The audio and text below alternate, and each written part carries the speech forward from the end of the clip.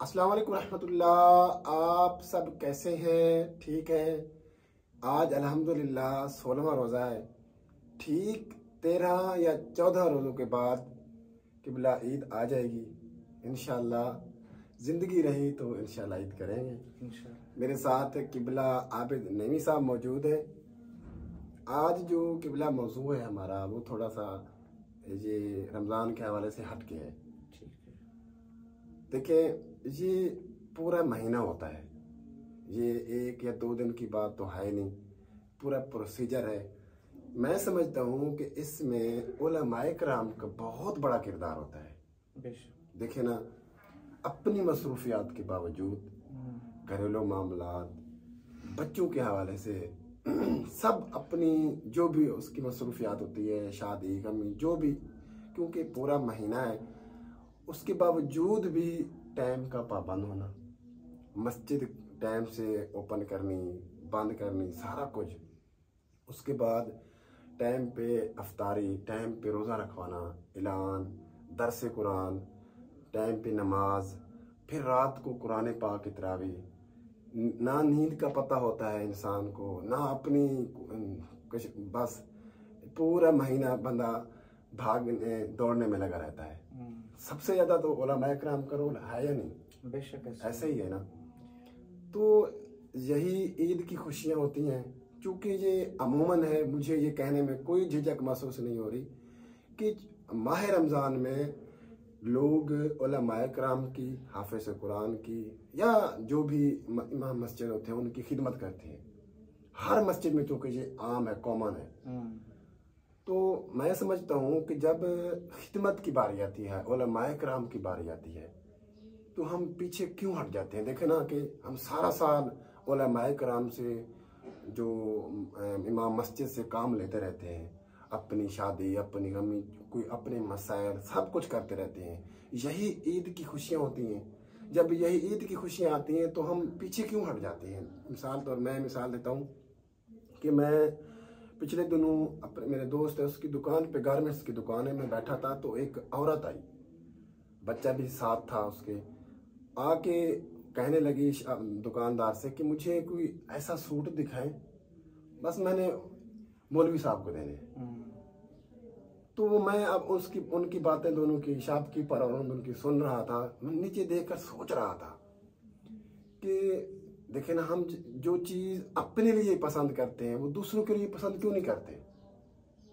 ख़ास तौर जब अपने मोहल्ले की इमाम मस्जिद की, जब उलमाए किराम की, जिनके बगैर, जिनकी सलाह के बगैर, जिनकी रहनुमाई के बगैर हम रह भी नहीं सकते, जब उनकी बारी आती है तो हम पीछे क्यों हट जाते हैं?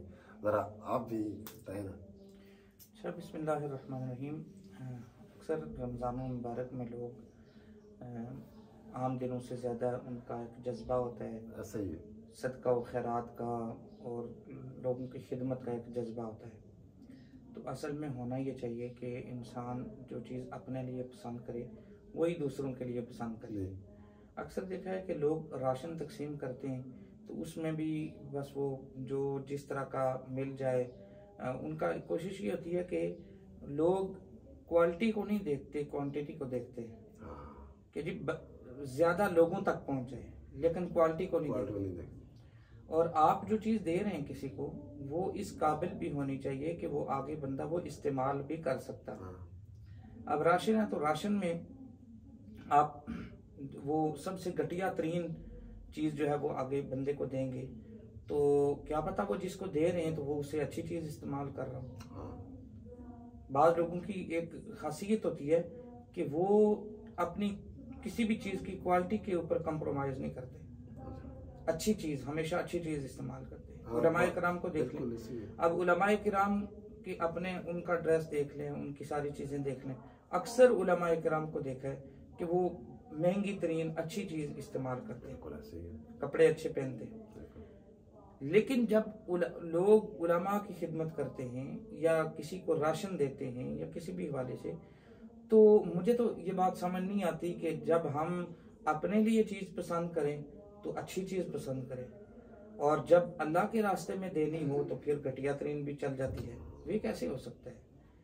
तो इसलिए हम हुजूर अलैहिस्सलाम की हदीस मुबारक के मुताबिक कि बंदा मोमिन वो है कि जो चीज़ वो अपने लिए पसंद करे वही दूसरों के लिए भी पसंद करे। तो इसलिए जब भी अल्लाह के रास्ते में दें, चाहे वो उलमा हों चाहे अवामुन नास हो, किसी को भी जब भी अल्लाह की रज़ा के लिए किसी को कोई चीज़ दें, हमेशा अच्छी चीज़ देनी चाहिए, आला चीज़ देनी चाहिए, और फिर उसका अजर भी जितनी आप आला चीज़ देंगे अजर भी आला मिलेगा, और घटिया चीज़ देंगे तो फिर सवाब भी उसी तरीके से मिलेगा। तो बजाय मैं समझता हूँ कि क्वांटिटी को देखने के बजाय कि मतलब यानी कि ज़्यादा लोगों को देने के बजाय आप अच्छी चीज़ दें, महंगी चीज़ हो, अच्छी खूबसूरत चीज़ हो, ताकि आगे बंदा इस्तेमाल करने खुश हो के इस्तेमाल करे वो। इसी तरह उलमाए किराम के हवाले से, अब उलमाए किराम का रमज़ानुल मुबारक में चूँकि लोग खिदमत करते हैं, हुफ़ाज़ किराम के भी, और एन जब ईद करीब आती है ना, 1-2 दिन पहले आकर उलमा की बारगाह में पेश करते हैं। अब वहाँ पे उलमा साथ ये भी कैद लगा दी जाती है कि अब सब ए जनाब तुसी ये सूट ना पाना है ईद पे, शर्त लगा दी जाती है। शर्त लगा दी जाती है, हालांकि 2 दिन में कौन किसने सिलाई करके देना है। हाँ।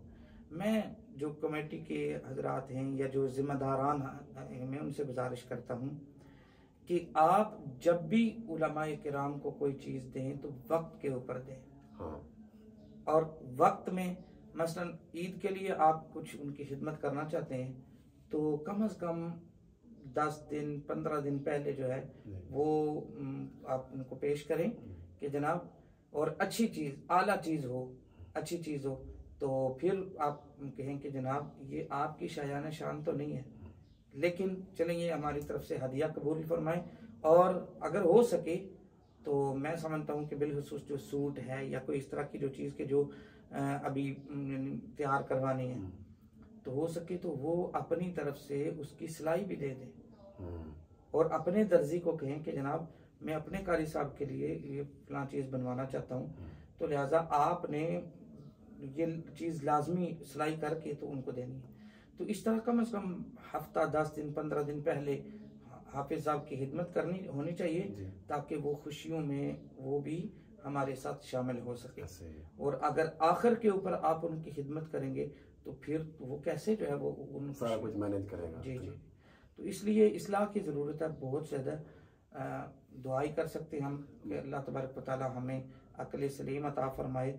और बस यह है कि जो उलमा हैं, जो हुफ़ाज़ किराम हैं, वो कोई आसमान से उतरी हुई मखलूक़ात नहीं है, वो भी हमारे साथ हमारे जैसा खाना पीना हर चीज़ उनकी हमारी जैसी होती है।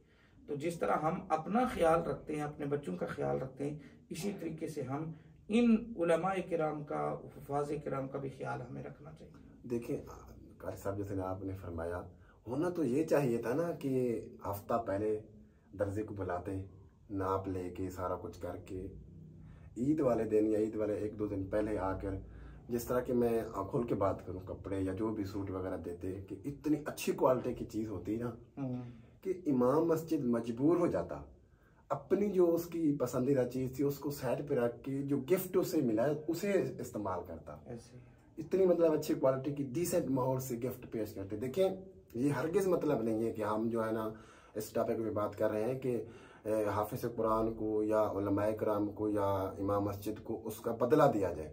हालांकि किबला आप अच्छे तरीके से जानते होंगे, बहुत सारे उलमाए किराम ऐसे हैं, मैं तो समझता हूँ सारे उलमाए किराम ऐसे हैं, इनके इतने कपड़े इतने चीज़ें स्टॉक लगी हुई है, इतने नमाजी को नहीं होंगे जितने उनके जो है ना उसकी ड्रेसिंग, उसके कपड़े, सारा कुछ स्टाइल होगा। लेकिन सिर्फ बात करने का मकसद ये, चूँकि ये कॉमन है, हर मस्जिद में दी जाती है, तो क्यों ना कि एक अच्छे अंदाज से, एक डिसेंट माहौल से गिफ्ट की सूरत में हम पेश करें, ताकि वो भी मजबूर हो जाए कि ये मुझे गिफ्ट मिला है तो मैं इसे इस्तेमाल करूं, और इस्तेमाल करके वो फ़ख्र महसूस करें। ये होने चाहिए ना बात, तो असर ऐसा होना चाहिए। आप लोगों का प्यार मोहब्बतों का बहुत बहुत शुक्रिया। मिलते हैं कोई नई वीडियो नए टॉपिक के साथ, तब तक के लिए अल्लाह हाफ़िज़।